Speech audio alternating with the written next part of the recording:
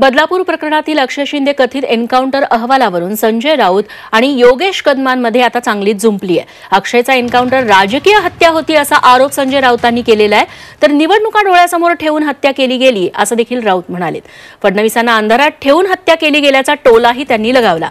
अक्षय शिंदेला फाशी द्या म्हणणारे आता बाजू घेतायत असा प्रतिटोला त्यानंतर योगेश कदम यांनी संजय राऊतांना लगावला।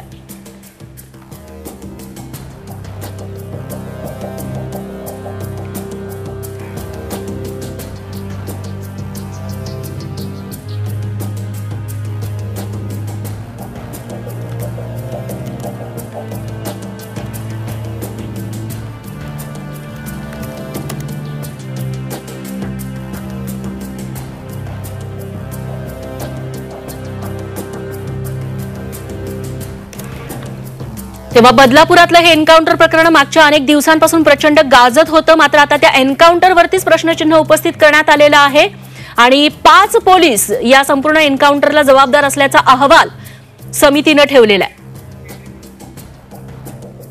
तिनं त्याची हत्या केली, एन्काउंटर केलं। तो विधानसभेच्या निवडणुका डोळ्यासमोर ठेवून राजकीय फायद्यासाठी त्याची हत्या केली का? कारण जे चित्र रंगवण्यात आलं ते पूर्णपणे चुकीचं होतं।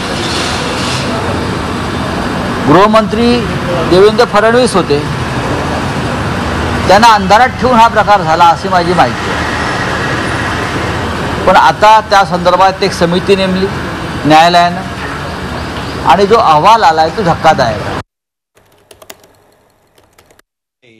अक्षय शिंदेला भर चौकामध्ये फाशी द्या असे म्हणणारे संजय राऊत आता अक्षय शिंदेची बाजू घेत आहेत का?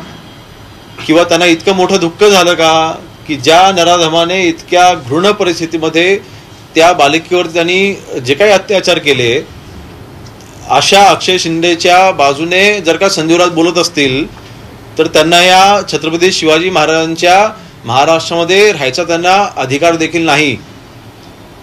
जर का महाराज आज असते तर महाराजांनी काय केलं असतं हा प्रश्न आणि स्वतःला विचारावा की